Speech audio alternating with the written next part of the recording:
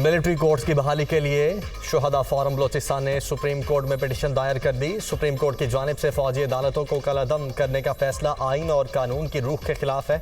दहशतगर्दी के खिलाफ जंग में हजारों शहरियों का जानी नुकसान हुआ। 9 मई के वाक़यात के बाद शुहदा के लवाहिकीन में शदीद गम और गुस्सा पाया जाता है। सुप्रीम कोर्ट के जिस मुअज़्ज़ज़ 5 रुकनी बेंच ने फैसला सुनाया वो अपील में नहीं बैठ सकता। दरखास्त में मौक़िफ़।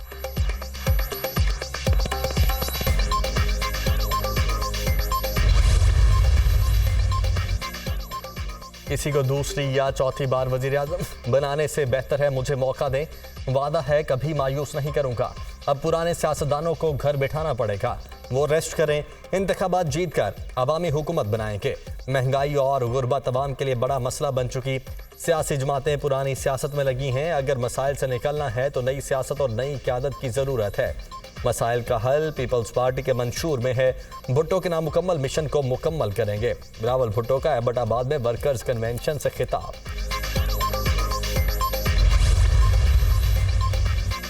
– 2022 में हुकूमत में आने पर तैयार नहीं थे, लेकिन पाकिस्तान को डिफॉल्ट से बचाना जरूरी था। शहबाज शरीफ ने मुश्किल तरीन हालात में कौमी मफाद में फैसले किए। वो मुस्ताफ़ी होने के लिए भी तैयार थे। मैंने तकरीर देख ली थी। हम मुल्क को तरक्की भी देते हैं, जुलावतनी और कैद भी काटते हैं। कौम को झूठे ख्वाब दिखाने का सिलसिला बंद करना होगा। पाकिस्तान और अवाम को दरपेश मसाइल पर हमारी नज़र है। मईशत के फैसले दलेरी और बहादुरी के साथ करने होंगे। अवाम को रिलीफ देना होगा। नवाज शरीफ का Lahore chamber of commerce and industry के अहदेदारों से खिताब। कायद नून लीग की शहबाज शरीफ की 16 माह की हुकूमत की कारकर्दगी की तारीफ।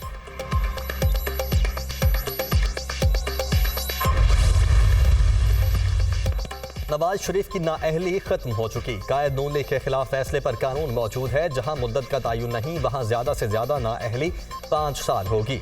ये अरसा गुजर गया। हिकमत अमली के तहत आगे चल रहे हैं।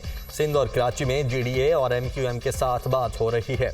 उम्मीद है सीट एडजस्टमेंट होगी। समझते हैं खैबर पख्तूनख्वा में भी सीट एडजस्टमेंट जरूरी होगी। राना सनाउल्लाह की गुफ्तगू।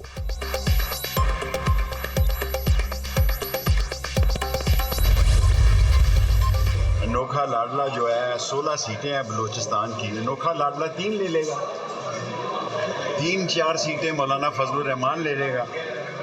और आसफ जरदारी भी जो है वो ताश छाती से लगा के खेलता है, वो भी 3-4 लेगा। 70-80 केसेस में मुझ पर दहशतगर्दी के मुकदमे बना दिए गए।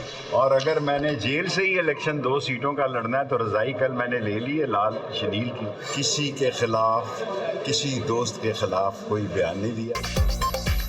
बलूचिस्तान की 16 सीटें हैं। अनोखा लाडला 3 जीतेगा। अनोखे लाडले को कहना चाहता हूँ फैसला आसमानों पर होता है।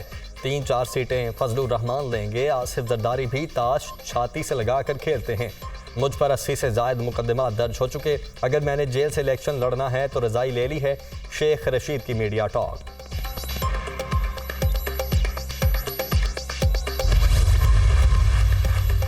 नून लीग के पास लाहौर समेत पूरे पाकिस्तान में इलेक्शन के लिए उम्मीदवार नहीं। चेयरमैन PTI के साथ खड़े हैं, खड़े रहेंगे। इलेक्शन की तारीख सुप्रीम कोर्ट के कहने पर मिली है। इंतखाबात में धांधली नहीं होगी। आज तक किसी ने प्रेस कॉन्फ्रेंस करने का नहीं कहा। चेयरमैन PTI साथ वाले सेल में हैं। चौधरी परवेज इलाही की मीडिया से गैर रस्मी गुफ्तगू।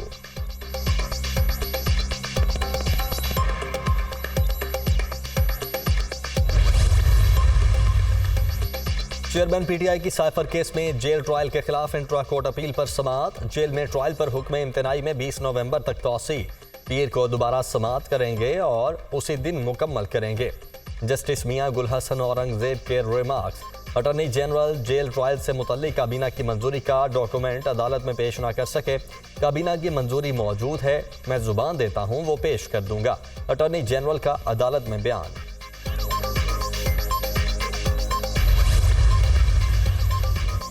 हुकूमती इक़दाम से सरमायाकारों का एतमाद बहाल। स्टॉक मार्केट में हर रोज़ नया रिकॉर्ड। 100 इंडेक्स में 717 पॉइंट्स का इजाफा। 57,397 पर बंद। कई रोज़ गिरावट के बाद रुपए की कदर में इजाफा। इंटरबैंक में डॉलर 76 पैसे सस्ता 287 रुपये 38 पैसे का हो गया। ओपन मार्केट में डॉलर 50 पैसे कमी से 289 का फरोख्त होने लगा।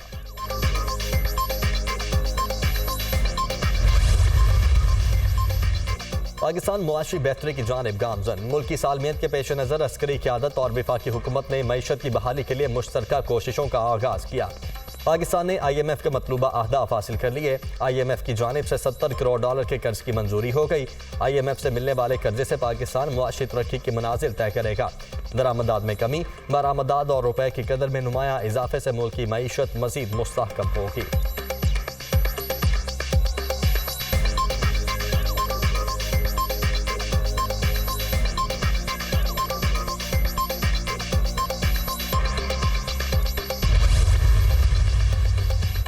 मुल्क में सरमायाकारी लाने का मिशन, निगरान वजीर आजम की ज़ेर सदारत स्पेशल इन्वेस्टमेंट फैसिलिटेशन काउंसिल की एपेक्स कमेटी का इजलास।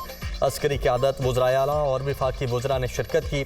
सरमायाकारी मनसूबों से मुतल्लिका वजारतों की तफसीली ब्रीफिंग। चीन समेत खलीजी ममालिक की सरमाया के लिए किए गए इक़दाम का जायजा।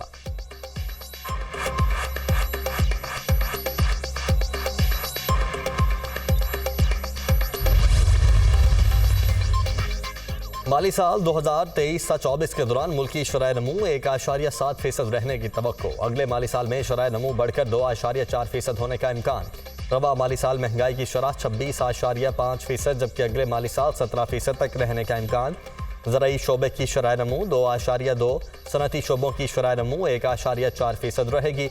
रवा माली साल करंट अकाउंट बैलेंस मनफी 1.4% रहेगा। आलमी बैंक की पाकिस्तान की मईशत से मुताल्लिक आउटलुक रिपोर्ट जारी। पहला फेज जिसका इश्तिहार इंशाअल्लाह कल या परसों तक तमाम अखबारात में आ जाएगा और हम एप्लीकेशंस लेना शुरू कर देंगे, वो पैकेज हम दे रहे हैं 10,75,000 का, विदाउट कंप्रोमाइजिंग ऑन क्वालिटी।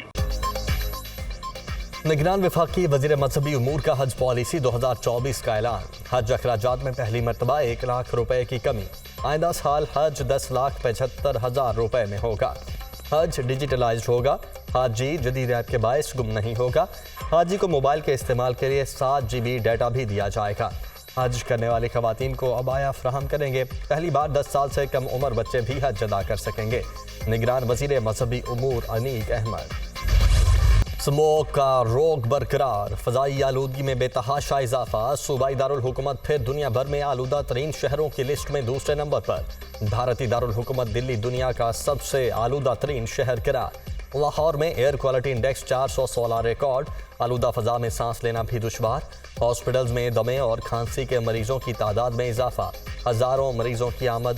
तिबी माहिरीन की सांस के मरीजों को एहतियात की हिदायत। मास्क के इस्तेमाल और घरों में रहने का मशवरा।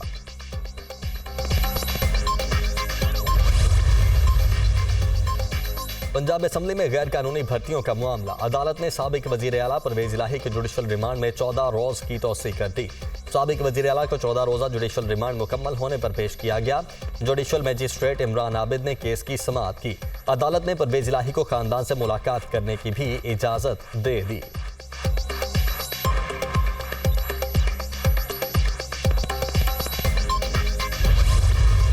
गजा में आर्जी जंगबंदी की करारदाद मंजूर। अक़वाम मुत्तहिदा की सलामती काउंसिल का अहम इजलास।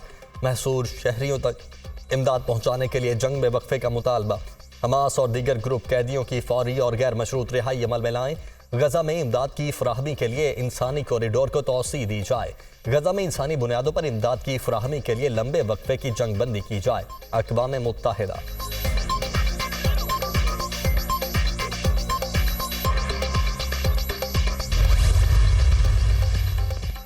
गजा के इलाके साबरा में इसराइली फौज की मस्जिद पर बमबारी। 50 अफराद शहीद, कई जख्मी।